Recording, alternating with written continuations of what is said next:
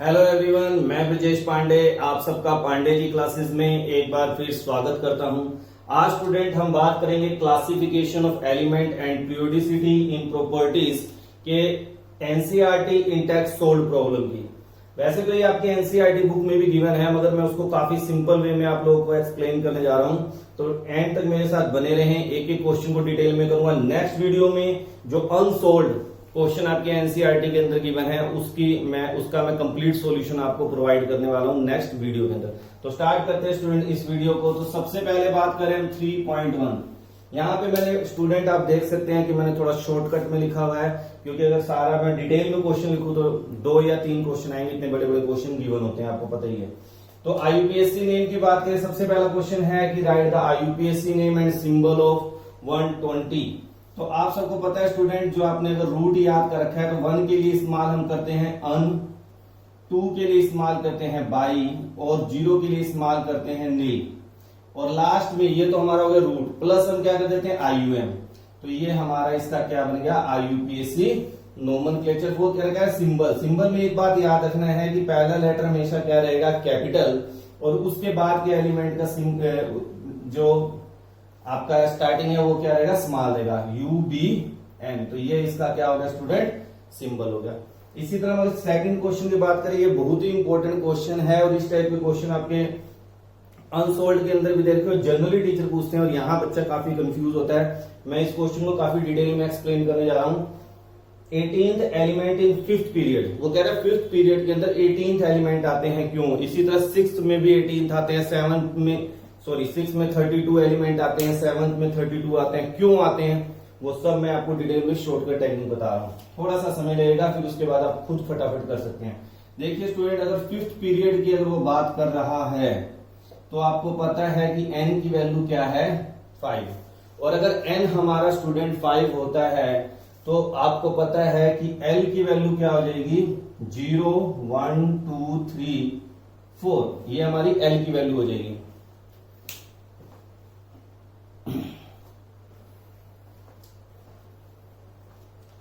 अब हमें पता है कि अगर L की वैल्यू 0 1 2 3 है, तो अगर मैं ऑर्बिटल्स पॉसिबिलिटी की बात करूं, पॉसिबल ऑर्बिटल्स कौन से होंगे स्टूडेंट, तो आप क्या कहेंगे, सर अगर 0 है तो 5s 5p 5d 5f और 5g, ये हमारे पास सबशेल होने चाहिए। इनके ऑर्बिटल्स के अंदर इलेक्ट्रॉन क्या करेंगे, लाई करेंगे। मगर यहाँ पे आपको एक मैं चीज समझाने जा रहा हूं, जो कि मैक्सिमम बच्चे इस चीज को समझ नहीं पाते, थोड़ा सा समझने की कोशिश करें। देखिए स्टूडेंट, कोई भी जो एटम होता है, ध्यान से देखना, जो सबसे बाहर होता है उसको बोलते हैं वैलेंस शेल, और इसी का एक दूसरा नाम होता है अल्टीमेट शेल, अल्टीमेट शेल भी बोलते हैं इसे, और जो इसके अंदर होता है उसको बोलते हैं पेनल्टीमेट शेल, और जो उसके अंदर होता है उसको बोलते हैं हम एंटी पेनल्टीमेट शेल। यहां नीचे शायद आपको ना लिखे, और जो इसके अंदर होता है उसको बोलते हैं एंटी पेनल्टीमेट शेल। तो आप ध्यान, कुछ चीजें आपको सीखनी चाहिए कि अल्टीमेट शेल में कौन से सबशेल लाई करते हैं, ऑर्बिटल लाई करते हैं। तो याद रखना, हमेशा वैलेंस शेल में s और p के लाई करते हैं। उसके बाद n-1 के अंदर b होता है स्टूडेंट, और f जो होता है वो n-2 में f होता है, और जब g की बात कभी आएगी तो n-3 g होता है। तो ये पॉइंट बड़ा इंपॉर्टेंट है, इसी के बेस पे ये क्वेश्चन होगा। कई बच्चे बड़ा कंफ्यूज रहते हैं, सर आप 5s 5p ले लो, 5d 5f 5g में इलेक्ट्रॉन क्यों नहीं डाले, क्योंकि वैलेंस शेल के इलेक्ट्रॉन s और p में रहते हैं। तो अब यहाँ पे देखिए आप क्या समझ लेंगे, अगर आपको ये कॉन्सेप्ट समझ आ गया तो अब मुझे लेना है कि कौन कौन से वैलेंस, अब किस किस ऑर्बिटल इलेक्ट्रॉन जो जाएंगे वो किस में जाएंगे। एक तो जाएगा स्टूडेंट 5s, एक 5p। अब इसके नीचे क्या हो सकता है, 4d, फिर आप कहेंगे सर 3f। ये देखिए, ये तो हो गया हमारा वैलेंस शेल n, ये हमारा हो गया n-1, और ये हमारा हो गया n-2। मगर आपको पता है कि 3f is not possible, 3f possible ही नहीं है, यानी थर्ड f के अंदर इलेक्ट्रॉन नहीं जा सकता। जब इलेक्ट्रॉन की फीलिंग करते हैं, याद रखना स्टूडेंट, पहले वैलेंस शेल, फिर हमारा आपका क्या हो गया पेनल्टीमेट, फिर एंटी पेनल्टीमेट शेल। मगर ये पॉसिबल नहीं है यहाँ पे। क्यों नहीं पॉसिबल है, आप खुद देखिए n माइनस, क्योंकि अगर 3f है तो n की वैल्यू 3 और l की वैल्यू भी 3, विच इज नॉट पॉसिबल। क्यों नहीं पॉसिबल, क्योंकि l की वैल्यू लाई करती है 0 to n माइनस 1 में। l की वैल्यू जो लाई करती है स्टूडेंट वो 0 to n माइनस 1 लाई करती है, इसलिए 3f पॉसिबल नहीं है। हमेशा l की वैल्यू एक कम रहती है n से। अब जब ये पॉसिबल नहीं है तो इसका मतलब हमारे पास 3 सबशेल हैं जिनके अंदर इलेक्ट्रॉन जा सकता है। अब ध्यान से देखिए, s में कितने ऑर्बिटल होते हैं, 1, p में कितने होते हैं, 3, और d में कितने होते हैं, 5, और इनको सम करेंगे तो आपका टोटल आ जाएगा 9। तो इसका मतलब 9 ऑर्बिटल्स आर देयर, और 9 ऑर्बिटल है। आप सबको पता है कि एक ऑर्बिटल में 2 इलेक्ट्रॉन आते हैं, तो मैक्सिमम इलेक्ट्रॉन कितने आएंगे, मैक्सिमम इलेक्ट्रॉन कितने हो जाएंगे, 18। इसीलिए 5th पीरियड के अंदर जब 18 इलेक्ट्रॉन होते हैं, यानी हम ज्यादा से ज्यादा 18 एलिमेंट्स लाई कर सकते हैं। इसी तरह अब जब आपको ये थोड़ा सा समय लगा इसमें, अब अगर आपको कॉन्सेप्ट क्लियर हो गया तो मैं आपसे क्वेश्चन करता हूं कि 6th पीरियड में कितने एलिमेंट मैक्सिमम लाई कर सकते हैं। तो देखिए कैसे करेंगे क्वेश्चन, आप फटाफट मेरे से पहले खुद करने की कोशिश करिए। नेक्स्ट, मैं ये क्वेश्चन है नहीं, मतलब मैं वैसे कर रहा हूँ 6th पीरियड। मान लो आपको आगे स्टूडेंट 6th पीरियड, अब मैं थोड़ा सा आपको क्विक में कराता हूँ। तो 6th पीरियड आ गया तो n की वैल्यू क्या होगी, 5, l क्या हो जाएगा 0 1 2 3 4 5, possibility 6s 6p 6d 6f 6g। इनके अंदर हम बात नहीं कर सकते क्योंकि वैलेंस शेल में हमारे पास क्या है, s और p। चलो इससे नीचे की बात करते हैं तो क्या आएगा, 5d 4f, इससे नीचे चले 3g, मगर 3g is not possible, again same pattern, ठीक है ना। मगर 4f यहाँ पे पॉसिबल है क्योंकि n की वैल्यू 4 है और l की वैल्यू 3, यस पॉसिबल है। तो हमारे पास कितने होंगे स्टूडेंट, p के 3, s का 1, d के 5, इसके 7। तो टोटल जब आप जोड़ेंगे तो कितना आ जाएगा, 16। तो इसका मतलब 32 एलिमेंट्स लाई इन 6th पीरियड। तो 6th पीरियड में 32 एलिमेंट लाई करेंगे। इसी तरह आप किसी में भी निकाल सकते हैं, 7th में भी निकाल सकते हैं। तो ये आपकी टेक्निक है जिसके थ्रू आप इस टाइप के क्वेश्चन बड़े इजीली स्टूडेंट सोल्व कर सकते हैं, ठीक है। इसी तरह 7th में भी करेंगे तो वहां पे भी आपको समझ आ जाएगा, करके देखना। बहुत अच्छी टेक्निक मैंने आपको डिटेल में एक्सप्लेन की अपनी तरफ से। नेक्स्ट हम बात करते हैं स्टूडेंट, तो स्टूडेंट नेक्स्ट क्वेश्चन की बात करते हैं। जेड आपको दिया हुआ है 117 और आपको बताना है कि इसके अंदर कौन सा ग्रुप है, पीरियड है, ब्लॉक है। तो हमें इसके लिए इसकी पहले क्या चाहिए, इलेक्ट्रॉनिक कॉन्फ़िगरेशन। और उससे भी एक शॉर्टकट टेक्निक मैं आपको बताता हूं। हमें पता है कि रेडॉन क्या होता है, 86। अब नेक्स्ट एलिमेंट कौन होगा स्टूडेंट, तो 82 में हम 32 जोड़ देंगे तो हमारे पास क्या आ जाएगा, 8118। यानी नेक्स्ट जो हमारा नोबल गैस होगा उसकी इलेक्ट्रॉन, उसके एटॉमिक नंबर क्या होगा, 118, और इसका सिंबल क्या होगा, अनओक्टियम। ये इसका क्या हो गया, आईयूपीएसी नेम और सिंबल मैंने लिख दिया। तो अब मुझे पता है कि मेरे को इसकी इलेक्ट्रॉन, अब देखिए ध्यान से, 118 पे हमारा नोबल गैस है, उससे पहले ये पड़ा है शॉर्टकट टेक्निक ये 117। तो इसका मतलब ये अंडरस्टूड है कि ये क्या है, हैलोजन ग्रुप के अंदर लाई करेगा। और अगर ये हैलोजन ग्रुप में लाई कर रहा है तो ब्लॉक कौन सा हो गया स्टूडेंट, पी। ग्रुप की बात करें तो क्या हो गया, अब आपको पता है ये 18th ग्रुप है। अब 18th ग्रुप से पहले कौन सा ग्रुप आएगा, 17th ग्रुप, ठीक है। अब क्या रहेगा, पीरियड। पीरियड की बात करें तो इसके बाद स्टूडेंट कौन से पीरियड में ये आता है, 7th, क्योंकि 6 में आपका क्या है, रेडॉन है। तो इस तरह से आप क्विक में बता सकते हैं कि कौन सा ब्लॉक है, ग्रुप है, पीरियड है। और किसी को अगर वही पैटर्न से बात करनी, जिस तरह किसी बच्चे ने इलेक्ट्रॉनिक कॉन्फ़िगरेशन के बेस पे पढ़ रखा है, तो इलेक्ट्रॉनिक कॉन्फ़िगरेशन के बेस पे अगर हम बात करेंगे तो क्या आएगा, रेडॉन 86। इसके बाद आ जाता है 5f 6d 7s और 7p। तो 86 और 14 क्या हो गया स्टूडेंट, 100 110 112 और 117। आप इलेक्ट्रॉनिक कॉन्फ़िगरेशन लिख सकते हैं। और जब आपने इलेक्ट्रॉनिक कॉन्फ़िगरेशन लिखी, लास्ट इलेक्ट्रॉन की किसमें क्या, p में, that's why this is p block element. 10 plus p के लिए क्या रूल आपने सीख रखा है, 10 प्लस ns और np के इलेक्ट्रॉन, तो ऐड कर दिए। 17th लास्ट इलेक्ट्रॉन, क्योंकि 7th बैलेंस शेल क्या है, 7, तो इसलिए पीरियड भी आपका क्या हो गया, 7। तो दोनों टेक्निक से मैंने आपको सिखा दिया, जो भी टेक्निक आपको इजी लगे वैसे लगा सकते हैं। नेक्स्ट क्या है, देखिए Z इक्वल टू 120। अब शॉर्टकट से ही कर लेते हैं। 118 पे हमें पता है नोबल गैस है, तो नोबल गैस के बाद क्या आ जाएगा, इसका मतलब ये S में चला गया, तो ये क्या है, एस ब्लॉक एलिमेंट है। 18 में कितने जोड़ोगे, 20 आएगा 2, तो ये क्या है, सेकंड ग्रुप है। अब बात करें पीरियड, तो 18 तक हमारे पीरियड होते हैं 7। अभी ये डिस्कवर्ड नहीं हुआ है, 120 जब कभी होगा तो ये कौन से पीरियड में लाई करेगा स्टूडेंट, 8th पीरियड में। ये एलिमेंट अगर डिस्कवर्ड होता है तो ये किस पीरियड में चला जाएगा, 8th पीरियड में चला जाएगा। तो काफी अच्छे क्वेश्चन हैं और इनको अगर आप डिटेल में समझ के करते हैं स्टूडेंट, तो इसी से रिलेटेड बाद में आपने कई बार देखा होगा IIT नीट हम इनकी बात करते हैं, किसी भी एग्जामिनर से अगर आप पूछते हैं तो वो आपको बार बार क्या कहेगा, भाई एनसीईआरटी करो। तो एनसीईआरटी का करने का मतलब ये नहीं कि आपने क्वेश्चन करें, उनको बारीकी से समझना पड़ेगा अगर आप नीट और IIT के क्वेश्चंस को सोल्व करना चाहते हैं। तो चलिए बात करते हैं नेक्स्ट है हमारा स्टूडेंट, आपको एलिमेंट्स दे दिए और कह रहे मेटेलिक करैक्टर के बारे में बताओ। तो पहली बात तो आपको छोटी छोटी बातें क्लियर होनी चाहिए कि मेटेलिक करैक्टर क्या होता है। इलेक्ट्रॉन देने तो left to right metallic character decrease करता है, जनरल ट्रेंड आप सीख लीजिए, और टॉप टू बॉटम इंक्रीज करता है। ठीक है, ये एक बात क्लियर है। अब इसी के बेस पे क्वेश्चन को सोल्व करते हैं। अब आपको दिया क्या है जरा देख लें, तो हमें पता है कौन आएगा पहले, सोडियम। सोडियम के बाद क्या है यहाँ पे, मैग्नीशियम। मैग्नीशियम एल्यूमिनियम नहीं है, सिलिकॉन दिया हुआ है, और फिर फास्फोरस, और इससे पहले बेरिलियम। तो एक बार हम इसको सीक्वेंस में थोड़ा सा अरेंज कर लेंगे जो भी आपको गिवन है, ताकि हमें आइडिया लग जाए। अब आपको पता है इधर से इधर जाएंगे तो डिक्रीज, और टॉप टू बॉटम जाएंगे तो इंक्रीज। तो ध्यान से देखिए सबसे कम किसका होगा, फास्फोरस का। इस क्वेश्चन में दिया हुआ है इंक्रीजिंग ऑर्डर में मेटेलिक करैक्टर लिखे, तो सबसे कम किसका हो गया, फास्फोरस का। उसके बाद कौन आ गया, सिलिकॉन। अब इन दोनों में से मैग्नीशियम नहीं आएगा, बेरिलियम, और फिर मैग्नीशियम, और सबसे ज्यादा किसका होगा, sodium. That is increasing order of metallic character. तो इस तरह से आप मेटेलिक करैक्टर को एक्सप्लेन कर सकते हैं। नेक्स्ट बात करते हैं स्टूडेंट, जो क्वेश्चन है हमारा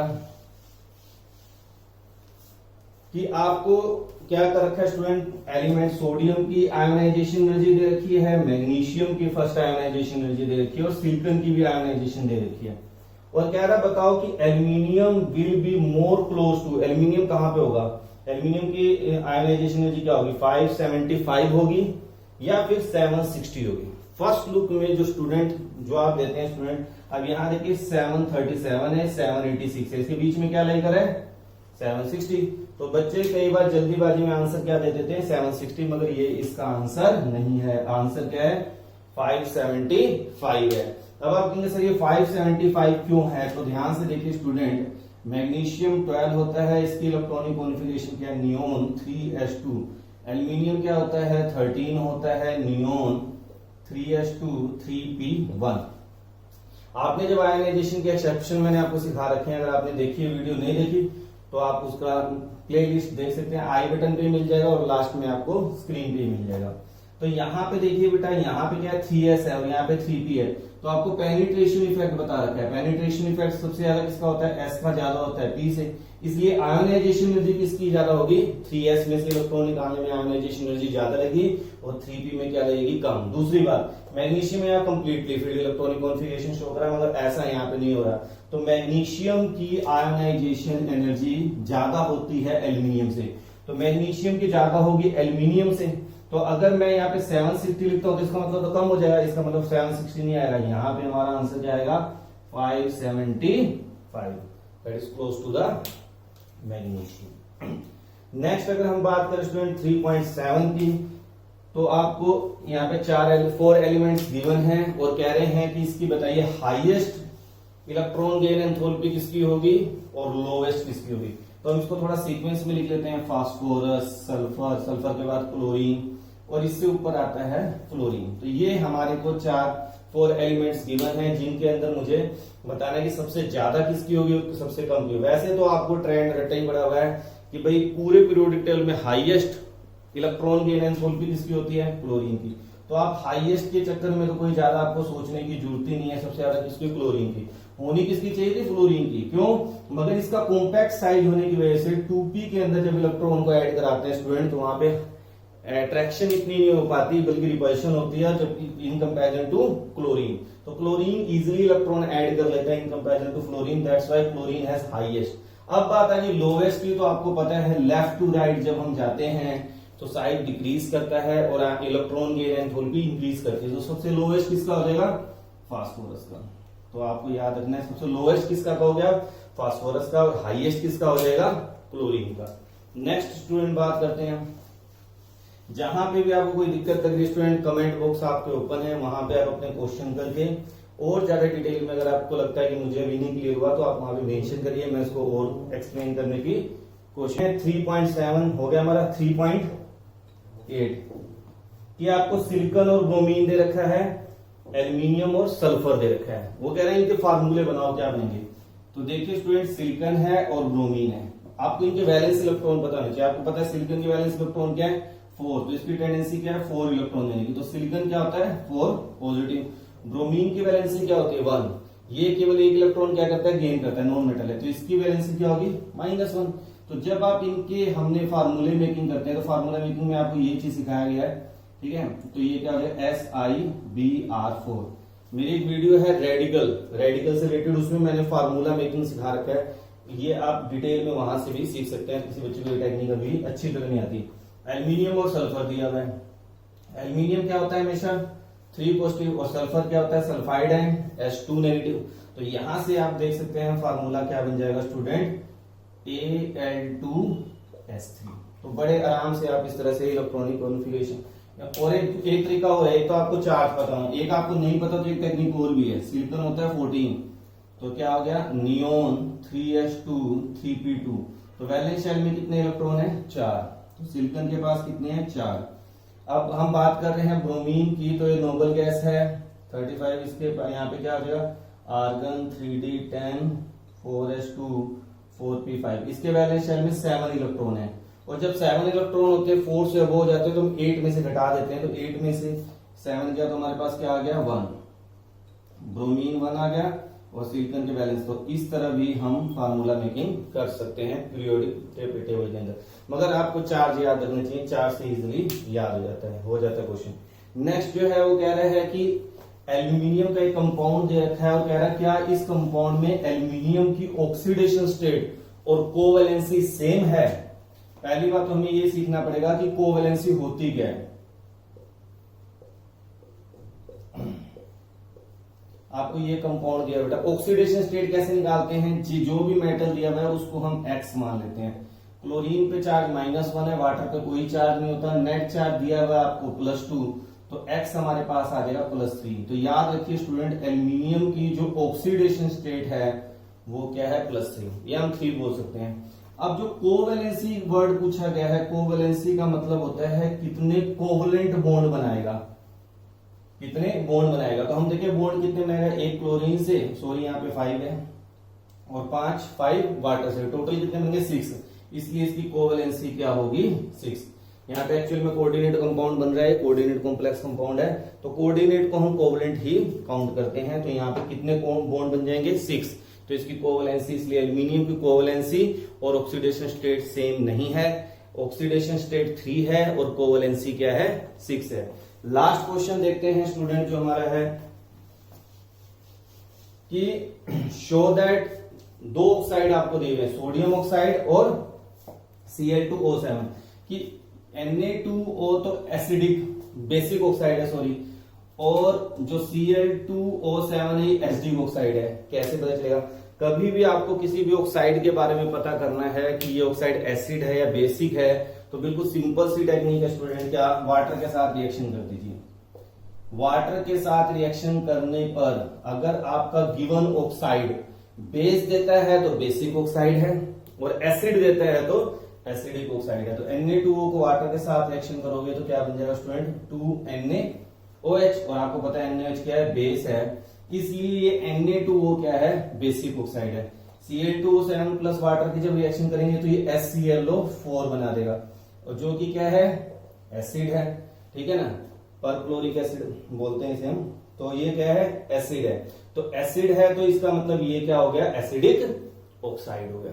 तो अगर हमारा ऑक्साइड वाटर के साथ रिएक्शन करके एसिड बनाता है तो एसिडिक ऑक्साइड कहलाता है, और अगर बेस बनाता है तो बेसिक ऑक्साइड कहलाता है। तो ये मैंने स्टूडेंट सारे जो 3.10 तक 3.1 से लेके एनसीईआरटी इंटेक्स सोल्व प्रॉब्लम है उनको एक सिंपल वे में समझा के आपको सोल्व किया है। मुझे उम्मीद है कि ये वीडियो आपको काफी समझ आई होगी और आपके लिए काफी हेल्पफुल होगी। अगर कहीं पे डाउट फील होता है आप कमेंट बॉक्स में मेंशन करें, ज्यादा से ज्यादा अपने फ्रेंड्स के बीच में शेयर करें और जो न्यू व्यूअर हैं वो इसे सब्सक्राइब करें। नेक्स्ट वीडियो में स्टूडेंट हम बात करेंगे क्लासिफिकेशन के नेक्स्ट पार्ट में एनसीईआरटी के जो अनसोल्व क्वेश्चन है उनको भी 1 बाय 1 मैं सोल्व करूंगा। Thank you, have a nice day.